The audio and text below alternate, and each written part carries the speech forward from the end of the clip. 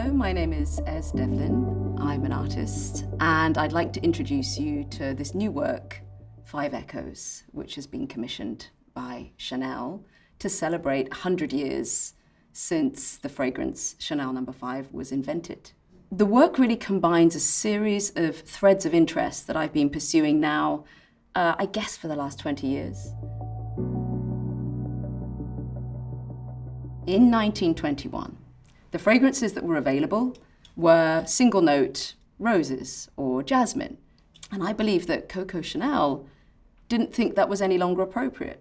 She was living in a post-war world, a modernist world. That relationship to nature over there, I'm a human in my Le Corbusier rectilinear box, and you're a rose over there. She didn't buy that. So when Ernest Beau, her collaborator and perfumer, offered her 10 different vials, she chose the 5th one, which smelled like nothing she'd smelled before. A new synthetic element called aldehydes. She smelt it and recognized modernity.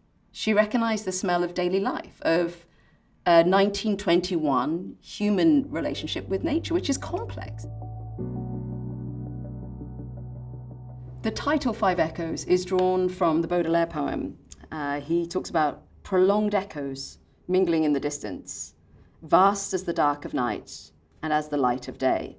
There you have Baudelaire writing in 1857. At the beginnings, I mean, the Industrial Revolution is well underway. He's in Paris.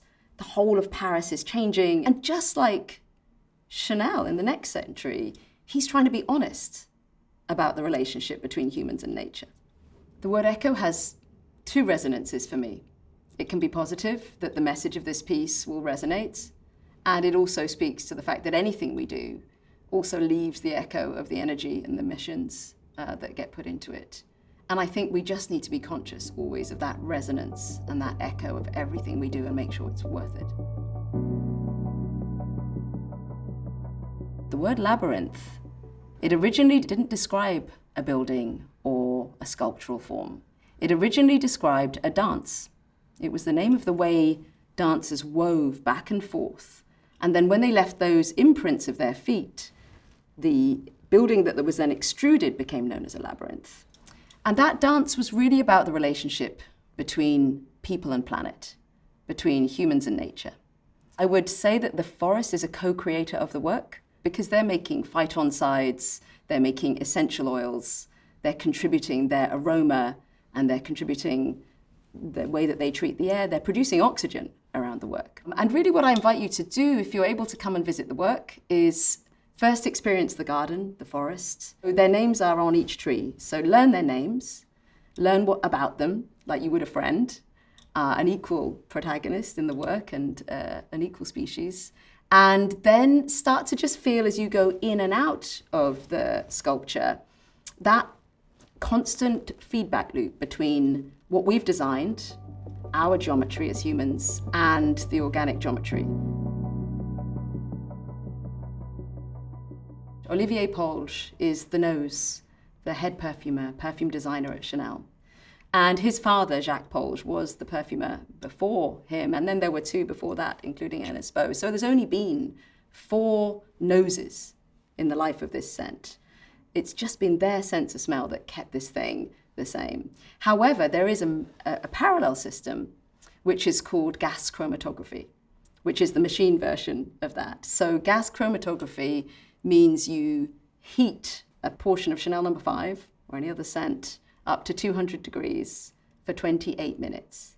And during that 28 minutes, every molecule will burn off at a different time based on its molecular weight. And it leaves this beautiful print. Chromatography literally means chroma, color, and graphology, to write. So it means writing with color. So it leaves this sort of fingerprint, this trace. It's Art Basel, it's Miami Art Week. It's a great honor to be invited to come and make a piece of work. But how do I make a piece of work that doesn't add to the problems that I'm talking about of relationship of humans to planet and climate change? So in collaboration with a really great team, we've made a mission on this piece that it will be a positive impact to the city of Miami. So there are 1,000 plants here. They've been chosen specifically for their suitability to be replanted in the Gladeview and West Kendall areas of Miami. And we've been working with Million Trees Miami, One Tree Planted, and Neat Streets Miami. And their mission is to get Miami up to 30% tree cover. And that will have a massive effect on people's lives, because it's been proven that people are actually healthier if they live around trees. It's a piece of theatre, this forest, right? We know that these trees are in pots. We've brilliantly, I hope, decorated them to feel like a forest. We know it's a piece of theatre. We know it's an illusion. But we know that these trees are on their way to becoming permanently planted forests in this city.